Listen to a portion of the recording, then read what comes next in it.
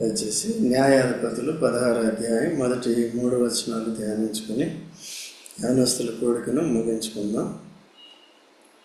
తరువాత సంసోను గాజాకు వెళ్ళి వేశ్యనొకతను చూసి ఆమె వద్ద చేరను. తర్వాత అంటే ఎప్పుడు గాడిద దవడతో 1000 మంది ఫిలిస్తీన్లు ఏం చేశాడు?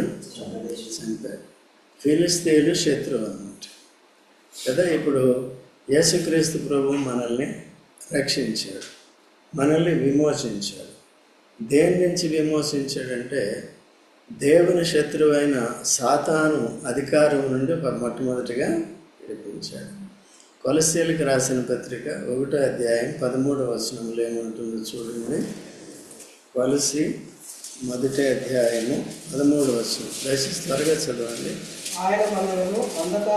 ఆయన మనల్ని అంటే ప్రభు అయిన యేసుక్రీస్తు సెలవులో తాను అర్పించుకొని రక్తము కార్చి మరణాన్ని జయించి విశ్వసించిన మనల్ని, యేసు ప్రభు మరణ పునరుద్ధానాల్లో విశ్వాసం ఉంచి క్రీస్తుని రక్షకుడిగా ప్రభువుగా విశ్వసించిన మనల్ని అంధకార సంబంధమైన అధికారం అంటే సాతాను అధికారం అంటే ఎటువంటిది?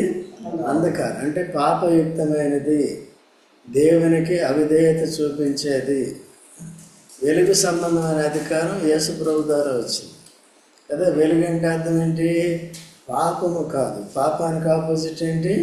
నీతి. పాపము చేయకుండా ఉండటం, దేవుని మీద విశ్వాసం ఉంచి దేవుని వాక్యాన్ని అనుసరించి దేవుడు చెప్పిన కార్యాలని చేయటం. నీతిమంతులు ఎవరు? విశ్వాసము ద్వారా నీతిమంతులుగా తీర్చబడి దేవుని వాక్యంలో దేవుడు చెప్పినట్టుగా క్రియలు జరిగించేవారు నీతిమంతులు. అబ్రహాము మొట్టమొదటిగా ఎట్లా అయ్యాడు? విశ్వాసము ద్వారా పిలిచిన వాని యందు విశ్వాసం ఉంచాడు, నీతిమంతుడు. తర్వాత ఏం చేశాడు? క్రియలు చేశాడు. తప్పుడు క్రియలు చేశాడు, సరిదిద్దుకున్నాడు. మళ్ళీ నీ ఏకైక కుమారుని నాకు అర్పించంటే అది క్రియ అన్నమాట. అర్థమైందా? అట్లా మనమే క్రియలు చేస్తున్నాం. మందిరానికి రావాలంటే కష్టమైపోతుంది, రోజు పొద్దున్నే వాక్యం చదవాలంటే కష్టమైపోతుంది, ఆరాధన ప్రార్థన చేయాలంటే కష్టమైపోతుంది. కానీ ఈ లోకంలో ఉన్నదంతా చేయమంటే మరియా మార్త అనే 2 స్త్రీలు ఉన్నారు కదా. ఎక్కడున్నారు? లూకాసు వార్తలో. ఎంతైనా అవసరం లేదు. ఎన్నో అధ్యాయము? 10వ అధ్యాయం. ఎన్నో వచనము? 40వ వచనం. ఏమంటే యేసుక్రీస్తు ప్రభు బేతనీలో ఆ గృహానికి వెళ్తాడు. ఆ గృహంలో ఎవరుంటారు? అందరూ యవనస్తులే. ఎవరుంటారు? మరియా, మార్త, లాజరు, సిబ్లింగ్స్ అన్నమాట కదా. అది కాబట్టి వారింటికి వెళ్తాడు. యేసు ప్రభు ఎందుకు వెళ్ళాడు? ఎవరింటికి వెళ్ళినా అంటే వారిని మార్చడానికి కదా. అంటే అంధకార సంబంధమైన అధికారంలో నుండి, చీకటిలో నుండి, సాతాను యొక్క అధికారం నుండి, పాపం నుండి, నాశనం నుంచి విడిపించడానికి. శరీరతత్వం ఎప్పుడైతే యేసుని ఎరగమో మన మనసు మారదో అప్పుడు శరీరతత్వాన్ని వినియోగిస్తాం. ఈ పిక్చర్ని ఇక్కడ మనం చూస్తాం. అది కాబట్టి అక్కడికి వెళ్ళిన వెంటనే మార్త విస్తారమైన పని పెట్టుకుంది. మార్త ఏం చేస్తుంది? యేసుక్రీస్తు ప్రభు కొరకు బిర్యానీ తయారు చేయటానికి. బిర్యానీ ఏదో మొత్తాన్ని మంచి వంట చేయటానికి. ఒక రకం కాదు, 4-5 రకాలు చేయాలనుకుందేమో. మంచిదే ఉద్దేశం, కానీ దేవుని దృష్టిలో మంచిదే అది. అయితే మరియా ఏం చేసింది? గ్రహించింది. తన సొంత చెల్లెలు మరియా గ్రహించి వంట లేదు, ఏమి లేదు, ఆయనకి మర్యాద లేదు, ఏమి లేదు, కానీ పాదాల దగ్గర కూర్చుని జీవవాక్కులు నాకు నేర్పించు అని అడిగింది. అయితే ఈ లోపల మార్త ఏం చేసిందంటే కొద్దిగా తొందరపడి ఆవేశపడి యేసు అని చూడు, యేసు ప్రభువా నీకు చింత లేదా? నేను ఇది వంట చేస్తుంటే మంచిగా నా సహోదరి నీ దగ్గర కూర్చుంది, ఏది ముఖ్యమండి? అయితే వెంటనే యేసు ప్రభు స్పందించేమన్నాడు? మార్త నీవు అనేకమైన పనికిరాని పనులు పెట్టుకున్నావు, నీ కొరకే కదా భోజనం. యేసు ప్రభు దగ్గరకు ఒక బిస్కెట్ తీస్తే చాలు, ఏదంటే చేసిస్తాడు. 5 రొట్టెలు ఏం చేశాడు? 2 చేపల్ని ఆయనకి జీవాహారం ఇచ్చేవాడికే పెడతావా నువ్వు? ఆహారం ఇచ్చేవాడికే పెడతావా నువ్వు? ఈ ఆహారం రోజు తినదే, అందుకనే క్షయమైన ఆహారం కొరకు కష్టపడుకుడి, కానీ అక్షయమైన ఆహారం కొరకు దాన్ని దేవుడు మీకు ఇస్తాడు. ఆ అక్షయమైన ఆహారం ఎవరండి? యేసుప్రభు. యేసుక్రీస్తున్నది విశ్వాసం ఉంచాలి. మనం దేవుని ఎరుగుదాం, యేసుప్రభుని ఎరుగుదాం అంటాం, కానీ మార్త చేసినట్టే చేస్తూ ఉంటాం. హెచ్చరికనంతా మార్త చేసినట్టే. మీరు మంచోళ్ళే, మీరు వస్తున్నారు, నేర్చుకుంటున్నారు, కానీ మార్పు కూడా చెందాలి. ఇప్పుడు మనం మార్తలాగా ఉండాలా, మరి ఎలాగా ఉండాలా? అయితే తర్వాత మార్త కూడా మారింది. మనం ప్రస్తుతానికి మార్తలాగా ఉన్నా ఏం కావాలి ఇప్పుడు? మరి ఎలాగా మారాలి, లేక మార్త మారినట్టు మారాలి కదండి. మార్త మారింది చూసారా? చూడండి, మళ్ళీ వాళ్ళ ఇంట్లోనే యోహాను సువార్త 12వ అధ్యాయం 2, 3, 4 వచనాలు చదవండి. 2, 3, 4 వచనాలు త్వరగా చదవండి. ఎవరైనా చదవచ్చిన వాళ్ళు. మార్త ఉపచారం చేశాను. ఆయనతో అంటే యేసు ప్రభుతో కూడా భోజనానికి కూర్చున్న వారిలో ఒకడు. మరియా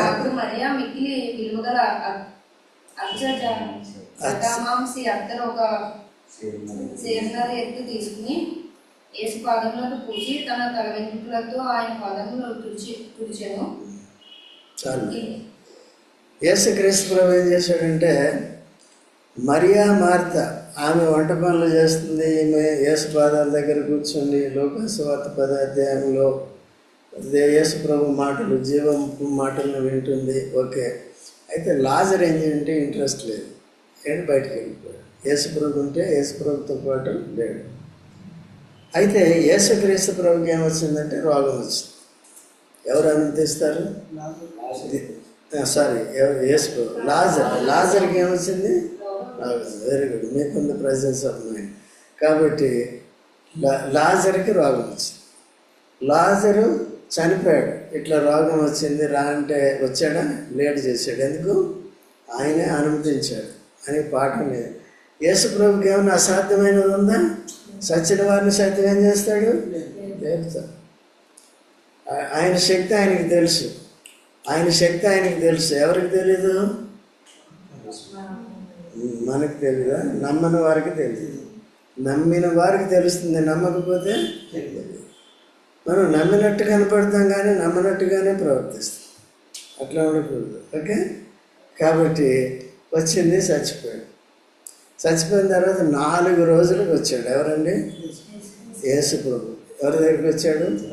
మరియా ఏడుస్తూ కూర్చున్నారు. ఎందుకంటే నిరీక్షణ లేదు. అయ్యో, నా కొడుకు పోయినే, నా తమ్ముడు పోయినే. ఎక్కడికి పోయాడు? యేసు ప్రభు లేకపోతే నరకానికి పోతాడు. ఎందుకు పోతాడు? ఆయన నిర్లక్ష్యం చేశాడు. ఆయన ఎక్కడ పట్టించుకోలేదు. యేసు ప్రభుని ఎక్కడ చేర్చుకోలేదు. ఆయన వెళ్ళిపోయాడంటే అర్థం ఏంటంటే ఈ రిజెక్టెడ్ క్రైస్ట్ అన్నమాట.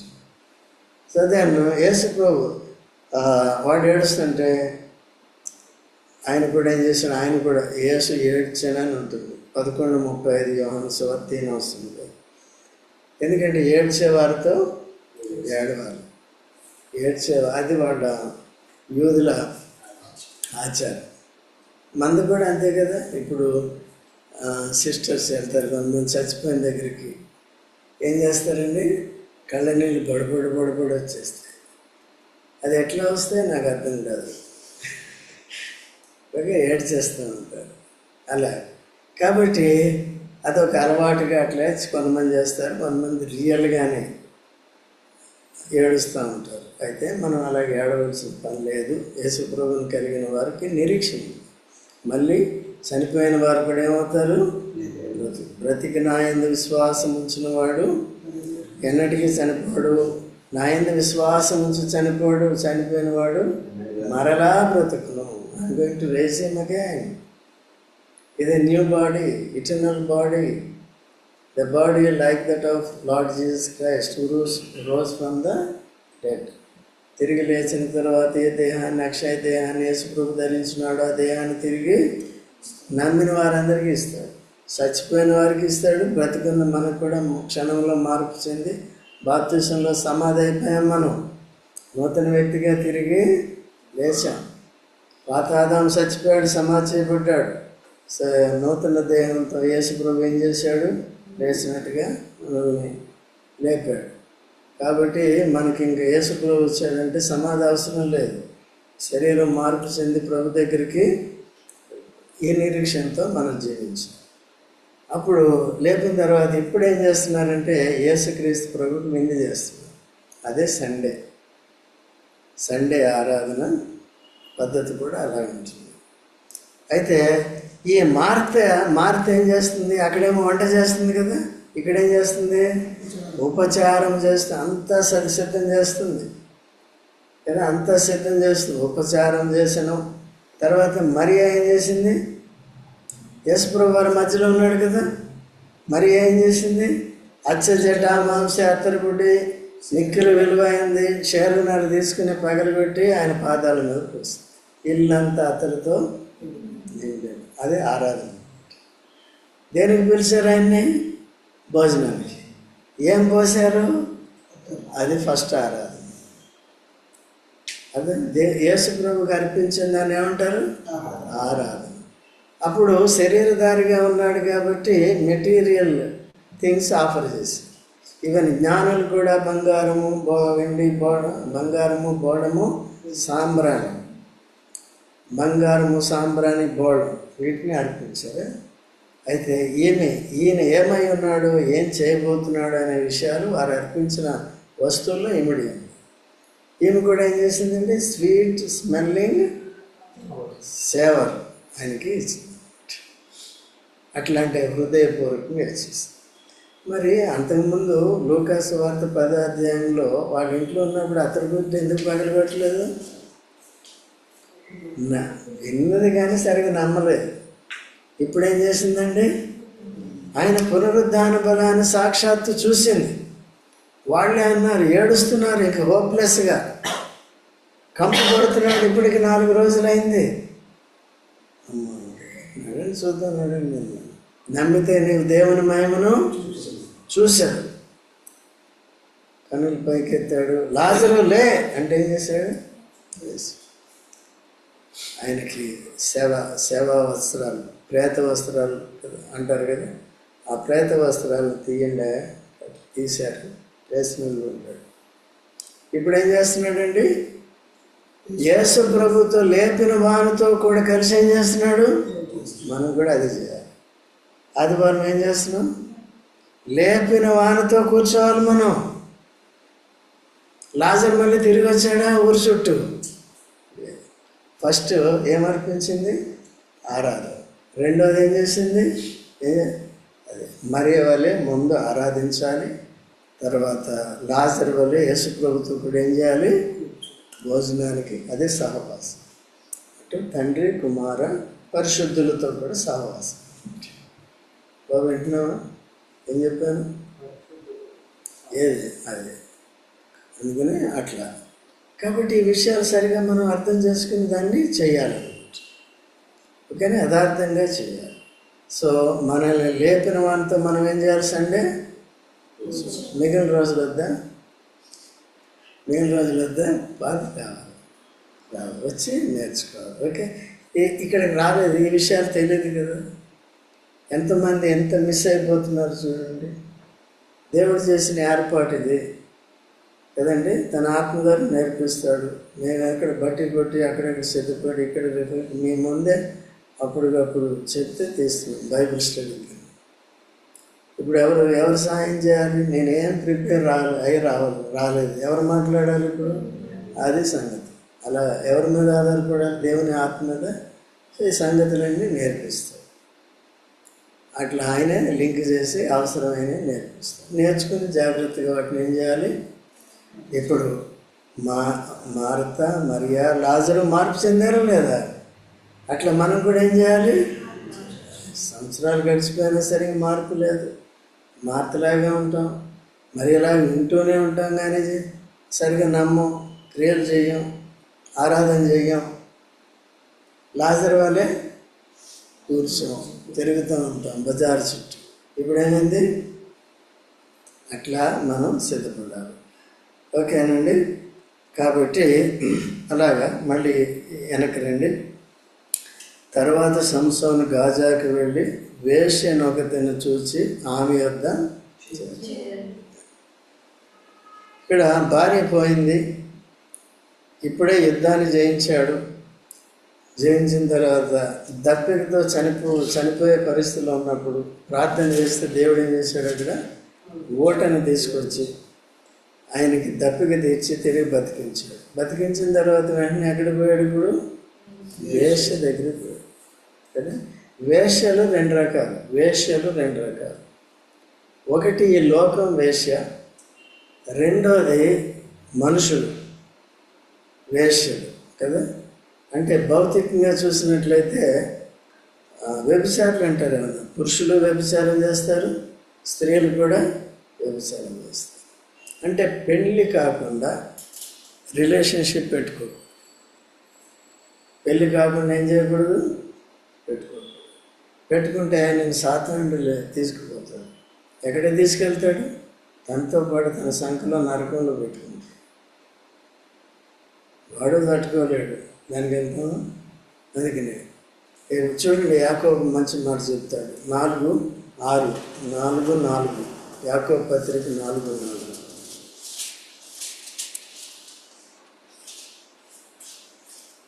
త్వరగా చదవండి ఎవరైనా సరే. వ్యభిచారిణులారా, ఈ లోక స్నేహం చేసే ఎవరంతా ఎవరండి? లోకంతో స్నేహం చేసేవారంతా ఎవరు? చూసారు, తప్పిపోయిన కుమారుడు దేంతో స్నేహం చేశాడు? లోకంతో. తండ్రి ఇంటిని వదిలేశాడు, నీతిగా జీవించేది వదిలేశాడు, లోకంలోకి వెళ్ళిపోయాడు, తన తండ్రి ఆస్తిని తీసుకుని పోయాడు. వేశ్యలతో ఏం చేశాడంట? వేశ్యలతో పాటు. తెలుసా మీకు డబ్బులు ఎట్లా పాటు చేశాడు? ఎక్కడ? వేశ్యలతో కదా. లూకాసు వార్త 15:30 నుంచి ఉంటుంది. 31-32 అన్న ఏమంటాడంటే, ఈయన కుమారుడు డబ్బు అంతటిని దేంతో తగిలేశాడు? వేశ్యలతో. సో మనం ఎవరు? లోక స్నేహం చేస్తే ఎవరండి? వ్యభిచారి. ఓకే అండి. లోక స్నేహం. లోకం అంటే మీటింగ్ ఉంది, ఇక్కడికి రావు. ఎవరు ఎక్కువ? మా ఫ్రెండ్స్ ఎక్కువ అండి, అది ఎక్కువ అండి, ఇది ఎక్కువ అండి అని వెళ్ళిపోతుంది. అంటే ఎవరితో స్నేహం చేస్తున్నావు? లోకంతో స్నేహం చేస్తే దేవునికి విరోధం అవుతావు. You become enemy to God. దేవునికి శత్రువు అయితే తట్టుకోగలము? ఎప్పుడు కూడా దేవునికి అనుకూలం. మనం ఒకప్పుడు అటువంటి వారమే. యేసు రక్తంలో కడిగి మనల్ని పవిత్రపరిచి సంఘంగా సమకూర్చాడు, పరిశుద్ధుల సహవాసంలోకి తీసుకొచ్చాడు, దేవునితో సహవాసం తీసుకొచ్చాడు. కాబట్టి లోక స్నేహాన్ని ఏం చేయాలి? తగ్గించుకోవాలి. నువ్వు చదువుకుంటున్నావు, అంతవరకు వెళ్ళి చదువుకుని వచ్చాయి. డ్యూటీ చేస్తున్నావు ఆఫీస్లో, అంతవరకు వచ్చాయి. వాళ్ళ కథలన్నీ నేర్చుకో. వాడితో ఇప్పుడు కొంతమంది వచ్చే ఆదివారం పలానా సైట్ సీయింగ్ వెళ్దాం, పిక్నిక్ వెళ్దాం ఏదో అంటారు అనమాట. వాళ్ళు ఎప్పుడు కూడా ఈ లోకంలో ఎంజాయ్మెంట్ గురించి ఆలోచిస్తారు. మనం ఎప్పుడు మన ప్రభుని సంతోషపెట్టాలి, ఆయన సన్నిధికి వెళ్ళాలి అనేది మన మైండ్లో ఉండాలి. మనం కూడా కొన్నిసార్లు వీఆర్ బీయింగ్ ఎంటైజ్డ్. అటువంటి వారి ద్వారా ఏం చేస్తున్నాం? మరలో కొల్పబడుతున్నాం. వారి మాటలు వినేసి శరీరం ఉపయోగించేస్తాం, వెళ్ళిపోతాం. అట్లా చాలామంది పాడైపోతారు. ఇల్లిసిట్ రిలేషన్స్ పెట్టుకుంటున్నారు, మ్యారేజెస్ అవ్వకుండా. ఇప్పుడు మీ తల్లిదండ్రులు మిమ్మల్ని కన్నారు, కష్టపడి తినకో మీ ఫీజులో కట్టి మిమ్మల్ని ఇంత ప్రయోజకులుగా చేస్తారు. సో మనం ఏం చేయాలి? మంచిగా చదువుకోవాలి. చదువుకున్న తర్వాత ఉద్యోగం ఉంటే ఉద్యోగం చేసుకోవాలి, మంచిగా కెరియర్ డెవలప్ చేసుకోవాలి. అయిపోయిన తర్వాత సరే పెళ్లి చేసుకోవాలనుకోవాలండి, లీగల్గా పెళ్లి చేసుకుని ఏం చేయాలి? సంసారం చేసుకోవాలి, పిల్లలు కానీ అలా మళ్ళీ ఆ సైకిల్లోకి వెళ్ళిపోవాలి. అయితే ఏంటంటే నీతిని తప్పకూడదు. అది చూసుకోండి. ఏం తప్పకూడదు? ఓకేనా? లేకపోతే ఏమవుతుందంటే ఇట్లా చేస్తే ఒకటి దేవుడితో సహవాసం కోల్పోతాం, రెండోది జీవితం కూడా తొందరపడి క్రియలు చేస్తే నష్టపోతాం. ఇక్కడ సంసోనయ్య గారు ఏం చేస్తున్నాడండి? ఇప్పుడే 1000 మందిని చంపాడు అద్భుతంగా దేవుని ఆత్మశక్తి చేత. తిరిగి ఎవరి దగ్గర చేరుకున్నాడంట? గాజాకు వెళ్ళి వేశ్యనొకతిని చూసి ఆమె ఎద్దకు చేరను. తర్వాత మనం కూడా అనేక సార్లు లోకంలోకి చేరిపోతూ ఉంటాం. ఈ గాజా అనే ప్రాంతంలోకి మనం కూడా ఏం చేస్తాం? గాజాలో ఎవరున్నారు? వేశ్య ఉంది. గాజా దేనికి? లోకానికి గుర్తు. లోకం ఏంటి? వేశ్య. అర్థమైందండి? లోకం ఏం చేస్తుంది? నిజ దేవుడిని పెట్టదు లోకం. ఎప్పుడు కూడా సాతాను పెడుతుంది. సాతాను తన ప్రతిబింబాలను పెట్టుకుంటుంది. కదా, కొంతమంది దేవుడు లేడంటారు, అదొక విగ్రహం. దేవుడు ఉన్నాడని కోతి బొమ్మ, కుక్క బొమ్మ, ఈ బొమ్మ, ఆ బొమ్మ ఒకటి అది చేస్తున్నారు. ఎంత దేవుడికి అవమానం కదా. నీ రూపం నా రూపం మారుస్తారు ఎవరైనా? నీకు నాకు ఒక దండం పెడితే, ఒక తోక పెడితే బాగుంటుందా? అందరికీ చూసి రాజు అంకుల్ అని రాసి చెప్పి అక్కడ పెట్టారనుకోండి, ఎట్లా ఉంటుంది కదా? అట్లా. సో కాబట్టి ఆమె దగ్గరికి ఏం చేసి చేరిన తర్వాత 2వ వచనంలో సంసోను అక్కడికి వచ్చానని గాజా వారికి తెలిసినప్పుడు వారు మాటు పెట్టి రేపు తెల్లవారిన తర్వాత అతను చంపుదమనుకుని పట్టణపు ద్వారమునొద్ద ఆ రాత్రి అంతయు పొంచి సంసోను ఎక్కడికి వచ్చాడు? అక్కడికి. సో దీనికి కాంట్రాస్ట్గా మనం చూసినప్పుడు, సరిపోల్చి చూసినప్పుడు, యెహోషువ మొదటి అధ్యాయంలోనూ రెండో అధ్యాయంలో మొదట్లో ఉంటుంది కదా, తీనవసరం లేదు. యెహోషువ ఎరుకో మీద దాడి చేయాలి, ఎరుకో మీద యుద్ధం చేయాలి. కాబట్టి ముందు 2 వేగుల వారిని పంపాడు, స్పైస్ని. ఆ పట్టణం ఎలా ఉంది ఇట్లా అన్నీ చూసి రండి, మనం ఎట్లా అటాక్ చేయాలి దాన్ని అనేసి వీళ్ళు పంపిస్తే వాళ్ళు ఎక్కడికి వెళ్ళారు చెప్పండి? ఎవరో వేశ్య పేరు? రాహాబ్ కదా. రాహాబ్ అనే వేశ్య. ఆ ఎరుకో గోడ మీద తన ఇల్లు ఉంది. ఎందుకు అక్కడికి వెళ్ళారు? ఎందుకంటే అక్కడికి వెళ్తే అది కామన్ ప్లేస్. అక్కడికి వెళ్తే వాళ్ళు వచ్చిన పని అదే అనుకుంటారు. వీళ్ళు వెళ్ళిన పని ఏంటి? వేరే చూడటానికి, వారు ప్లాన్ చేయడానికి కదా. ఈయన ఏం చేస్తున్నాడు? ఈయన వెళ్ళటం ఎక్కడికి వెళ్ళాడు? దేని కొరకు వెళ్ళాడు? చెడు పనులు చేయడానికి వెళ్ళాడు. ఎవరండి? అది తేడా. అప్పుడేమైంది? ప్రాబ్లం వస్తుంది. ఓకేనా? తర్వాత అందుకనే జాగ్రత్తగా ఉండాలి. కానీ మనం ఏ పని ఉందో, మీరు డ్యూటీ కానీ చదువు కానీ ఎక్కడున్నా ఏ పనో ఆ పనే పెట్టుకోవాలి. ఇటు డీవియేట్ అయ్యారంటే కెరియర్ దెబ్బతింటుంది, స్పిరిచువల్ లైఫ్ దెబ్బతింటుంది. Problem. Take it as a warning for ever. Okay. తర్వాత ఏమైందంటే పట్టణపు వారంతా ఏం చేశారంటే ఇప్పుడు చూడండి 3వ రోజు సంసోను మధ్యరాత్రి వరకు పండుకొని మధ్యరాత్రి లేచి పట్టణపు తలుపులను వాటి 2 ద్వారబంధములను పట్టుకొని వాటి అడ్డుకొండతోటి వాటిని ఊడబెట్టి తన భుజముల మీద పెట్టుకుని హెబ్రోనుకు ఎదురుగానున్న కొండ కొనకు వాటిని తీసుకుని పోయి. చూశారండి. ఇప్పుడు అంటే ఒక రకంగా ఈయనకి అర్థమైంది. ఏమర్థమైంది? వీళ్ళంతా కూడా ఆయన పట్టుకోవటానికి పొంచి అక్కడి నుంచి ఆ గేట్లు ఉన్నాయి కదా, ఆ గేట్లు ఏం చేశాడు? ఓడ పెరికి ఇప్పటి వరకు పరిశుద్ధాత్మ సాయం చేస్తున్నాడు. వేశ్య దగ్గర ఉన్నప్పటికీ కూడా పరిశుద్ధాత్మ సాయం చేస్తున్నాడు. ఎందుకంటే తన జుట్టు కత్తిరించుకుంది. పరిశుద్ధాత్మ ఎప్పుడు తన ద్వారా పనిచేస్తాడు ఎప్పుడైతే క్షౌరం చేయించుకోవడం కదా. ఇప్పటి వరకు బాగుంది. అవన్నీ తీసుకుని అక్కడికి వెళ్ళాడు. మిగిలిన విషయాలు ప్రభు చిత్తం అయితే వచ్చే వారం చూద్దాం. కంటిన్యూ వస్తారా రారా? దీన్ని కూడా నెమరు వేసుకోవాలి. మరొకసారి ఏం చేయాలి? ప్రార్థనలో గుర్తు చేసుకోవాలి. నేను ఇటువంటి వాడిని కాకూడదు. ఈయన క్యారెక్టర్ చూసాం మనం. మార్త, మరియా, లాజరు. మొదట ఎలాగున్నారు? ట్రాన్స్ఫార్మ్ అయ్యాక ఎలాగున్నారు? మనం ట్రాన్స్ఫార్మ్ అయ్యాము అనుకుని కూడా అట్లాగుంటే అలాగే ఉంటాం. ఇంకా ట్రాన్స్ఫర్మేషన్ రాలేదు అట్లా ఉన్నప్పుడు. ఈయన ఏం చేశాడు? అప్పుడే 1000 మందిని చంపాడు. మళ్ళీ ఇప్పుడే వేసి దగ్గరికి. Is physically strong, mentally week. Physically mentally అట్లా ఉంటుంది. అర్థమైందా? మీరు ఫిజికల్లీ మెంటల్లీ స్ట్రాంగ్గా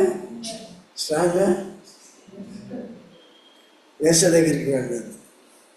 లోక స్నేహంలోకి వెళ్ళొద్దు. లోకరీతిగా చేయొద్దు కదా. చేస్తే ఏమవుతుంది? ఈరోజు ఈ ఫ్రెండ్ ఆ ఫ్రెండ్, వైఫ్ అండ్ హస్బెండ్ చెప్పుకోవడం తగ్గిపోయింది. ఏం ఎక్కువైపోయినాయి? ఈ ఫ్రెండ్ ఆ ఫ్రెండ్. ఓకే అండి, జాగ్రత్తగా ఉందాం. ఇదంతా కూడా దేని కిందకి వస్తుంది?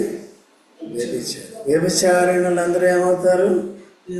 దేవునితో వైరము, దేవునికి ఎనిమిస్ అయిపోతారు. జాగ్రత్తగా ఉందాం. ప్రార్థన చేసుకోండి.